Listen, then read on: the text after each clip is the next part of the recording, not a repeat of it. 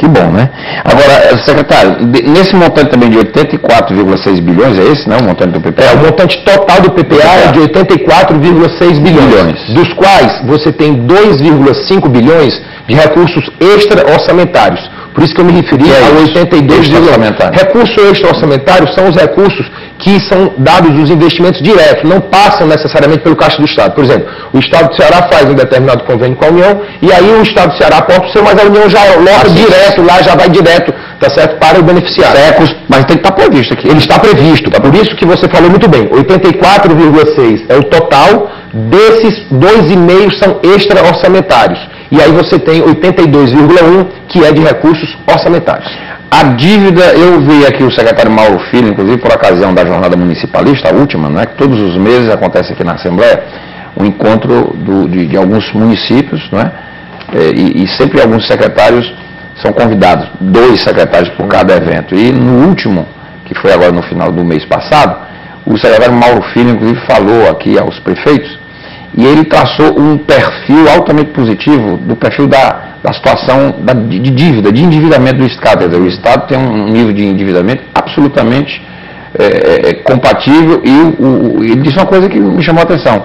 O Estado, além de pagar os seus compromissos em dia, ele está amortizando a dívida, coisa que, por exemplo, a União não faz. Quer dizer, a União ela só paga o juro e não consegue amortizar. O Estado do Ceará, ele amortiza isso. O Estado do Ceará realmente tem uma situação confortável. Nós financeiramente somos um Estado sadio. Eu diria que nós somos um Estado sadio e exatamente por conta disso não podemos pensar em fazer, vamos dizer assim, dar um passo maior do que as pernas. Né? Nós temos dentro desse contexto sempre um peso bastante significativo do pessoal, ou seja, da rubrica de despesas pessoal. Você falou da dívida. Realmente a gente tem uma situação, de certo modo, equilibrada. Nós temos algo em torno de 4 bilhões de reais de endividamento hoje. E quando a gente faz uma comparação, e aí eu destaquei o investimento feito no primeiro mandato do governador Cid Gomes. Aí você pode perguntar, mas Eduardo, deve ter havido um endividamento maior, o que não aconteceu. Porque quando o governador Cid recebeu o governo, a dívida do Estado comparada com o PIB, ela era algo em torno de 8%. 8% do PIB era o endividamento público. Nós fechamos 2010, o governador Cid fechou 2010 com 5,7% do PIB do Estado, tá certo? O que representa a dívida. Então, isso se dá, obviamente, a um trabalho muito firme, tá certo? Que o governador faz. Agora, é o que eu estou dizendo, isso não dá espaço para que a gente possa pensar em dar um passo maior do que a perna. Tem que ser sempre com muito cuidado, com muito rigor. Daí o governador ter exigido que a gente identificasse algumas medidas que pudesse cada vez mais enxugar a despesa com custeio, principalmente, obviamente, o custeio que a gente tem do ponto de vista meio do Estado, mas o de custeio finalístico sempre é um custeio positivo, para que o governo possa ter cada vez mais a capacidade de investimento. Como é que dá para reduzir a máquina? A gente vê a máquina, a burocracia, muita burocracia, muito carro, e isso é combustível. Como é que dá para enxugar, secretário? Dá para enxugar? Renato, eu acho interessante a administração, porque o administrador ele tem aquela visão lá do todo e ao mesmo tempo ele vai com a lupa. Né? Eu acho isso interessante, porque a máquina do Estado é um negócio paquidérmico, é muito grande. Você deu um exemplo, eu não vou relatar uma série de evidências, mas eu vou pegar do gancho que você deu. Você falou, o combustível, por exemplo. Uma das primeiras medidas que nós tomamos esse ano, determinada pelo governador dentro desse processo de enxugamento, foi limitar o abastecimento dos veículos por secretaria. Então, você falando bem, olha, como é que a gente pensa, está aqui em cima... Porque se você libera geral, aí o pessoal volta. Como é que você vai daqui de cima mais macro tratar o específico ali? Então você define uma política, limitamos combustível. Vai ser R$10, no caso, R$500 mês veículo. Pronto, acabou. Aí, o que acontece? A exceção, você trata como exceção. Você trata o caso específico. Mas você faz assim, no geral. Então, essa é a única maneira que você pode ter de ter uma maior eficiência na política pública. E essa aí peguei uma evidência que foi exatamente o gancho que você me deu. Secretário Eduardo, onde está aqui, outra preocupação que eu andei lendo, e até uma vez conversando aqui com o secretário Mauro Filho, há hoje, não é só no Brasil, nem só no Ceará, mas no mundo todo, uma preocupação com a questão dos pensionistas. Nós estamos vivendo mais, As pessoas estão vivendo mais. E me parece que o perfil hoje no Estado já é mais pensionista do que ativos. Não é? E, quer dizer, como é que vai ficar essa conta no futuro? Se continuarmos assim, quer dizer, é mais gente só recebendo e o número cada vez menor de gente contribuindo. Como é que vai? É sempre o Estado tendo que repor, né, nessa conta. Pelo menos, numa conta aritmética é assim, né? Como é que fica essa projeção de futuro? Renato, esse tema aí dá um seminário, dá um programa só sobre ele, né? Mas, bom, hoje realmente o Ceará tem algo em torno de 68 mil servidores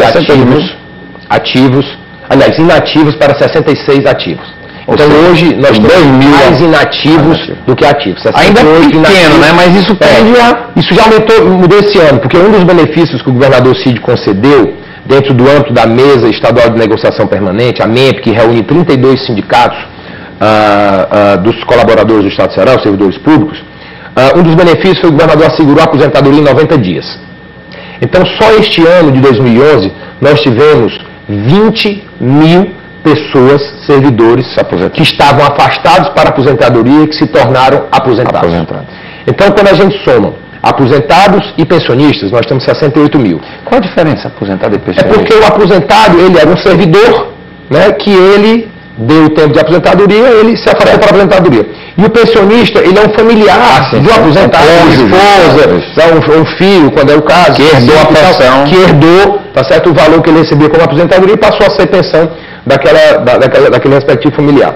Bom, então dentro desse contexto, por isso que eu me refiro à questão do equilíbrio. Isso aí são 68 mil inativos e 66 mil ativos. Quando a gente fala, vamos fazer concurso público, tem repercussão. Né? E é que o governador aumentou os ativos no governo dele. Não contratou muita gente. Eu vou dizer uma coisa para você, um dado, tá certo? Que talvez a população não saiba, talvez você não saiba. 18,5% dos servidores ativos do Estado do Ceará hoje foram nomeados pelo governador Cid Gomes. Dos concursos que o governador fez. Significa dizer, em números redondos, que 1 em cada 5 servidores públicos do Estado do Ceará foram nomeados pelo governador Cid Gomes. Aí quando o pessoal, vamos fazer mais concurso, vamos aumentar uma remuneração. Esse dado já é prova que o governo atual, ele tem valorizado. Valorizado bastante. A criação da MEMP é uma valorização muito clara. Certo? Então, a gente tem que analisar que tudo isso repercute no futuro. Vamos colocar mais servidores. E vamos colocar. Nós vamos ter praticamente 7 mil. Existem as carreiras, mas tem que ser planejado isso. Tem que ser planejado, porque enquanto um trabalhador da iniciativa privada, que ele trabalha ao longo da sua vida e vai se aposentar pelo INSS, ele recebe um teto de aposentadoria de R$ 3.685. Quando o servidor público, que obviamente tem que ser valorizado, e essa é a determinação do governador e a nossa prática do dia a dia, ele se aposenta, ele normalmente leva a integralidade da sua remuneração, que é o seu vencimento e mais todas as outras verbas que foram agregadas a ela. Então, isso repercute no Estado. Daí essa preocupação nossa para que o Estado não apenas manter, mas que possa aumentar a sua capacidade de investimento, porque afinal de contas o Estado existe para toda a sociedade cearense e é esse o objetivo e essa é a definição do governante maior, que é o governador Cid Gomes. A gente pensar sempre em toda a sociedade cearense, não em determinados específicos setores. Como o Estado ele é infinito, ele não vai ter fim, eu fico imaginando aqui, daqui a 50 anos, como é que fica essa conta do Estado com relação aos servidores, que a tendência vai aumentar. É uma coisa complicada, né? É uma coisa a se preocupar no futuro, né? Nós temos obrigatoriamente que crescer, né? Existem algumas definições, existem algumas possibilidades, uma delas atende ao nome de segregação de massas, né? Que é você separar todo mundo que já entrou no sistema até agora e você criar um outro fundo para todos os novos concursados que passarão a investir, a contribuir para esse fundo, porque hoje o Estado contribui com 22%, que é a contribuição patronal, e o servidor ele contribui com 11% para a Previdência. Existem estados que já aumentaram. O Rio Grande do Sul agora, esse ano, aumentou essa contribuição, elevou de 11% para 13% do ponto de vista do servidor público. Então existem algumas possibilidades, existem algumas receitas, também, como por exemplo, para financiar a saúde que o Estado do Ceará presta hoje, certo? A todos os servidores públicos. A estrutura, né? O Estado do Ceará presta, além da saúde que o Estado do Ceará presta para todo o conjunto da sociedade, o Estado do Ceará presta de modo gratuito a todo o conjunto desses servidores, aposentados e pensionistas, uma saúde gratuita também. Então tudo isso tem preço. Então nós estamos discutindo no meio da mesa estadual de negociação permanente, né, essas possibilidades de que a gente tenha, né, outras formas também de financiar esse dispêndio de recursos que é muito vultoso. Eu vou pedir aqui um intervalo, secretário. Aliás, o senhor está tocando um ponto interessante, porque fatalmente essa discussão vai ter que vir. Eu me lembro bem que existem algumas instituições ligadas ao governo federal, por exemplo, bancos, a Caixa, que os funcionários têm a aposentadoria, mas ao longo da carreira, eles pagam um plano complementar que é recolhido pela própria empresa e que no futuro vai beneficiar repondo uma aposentadoria dele. Quer dizer, esse é um caminho. É um caminho. Para no futuro a gente poder equilibrar isso aí, né? Perfeitamente. E seria até bom para o servidor, porque é uma espécie de uma poupança que ele vai fazendo para um futuro ter uma aposentadoria melhor, né? E não vai sobrecarregar tanto o próprio Estado. Eu acho que essas saídas precisam necessariamente serem pensadas. Perfeitamente, né? Secretário, eu vou pedir aqui rapidamente o intervalo. Estou aqui com o secretário do Planejamento e Gestão do Governo do Estado, doutor Eduardo Diogo. Nós estamos falando do PPA, que é o Plano Plurianual que o Governo do Estado acaba de enviar aqui para a Assembleia. Ele deverá ser analisado, debatido e votado pelos deputados estaduais. O plano projeta o Ceará até 2015, as ações do governo, quando eu falo aqui o governo, não só o Poder Executivo, mas o Poder Judiciário, Assembleia Legislativa, Tribunais de Contas, enfim. O Ceará, de 2012 a 2015, está pensado no PPA. Vou fazer um rápido intervalo, o Questão de Hora e volta já.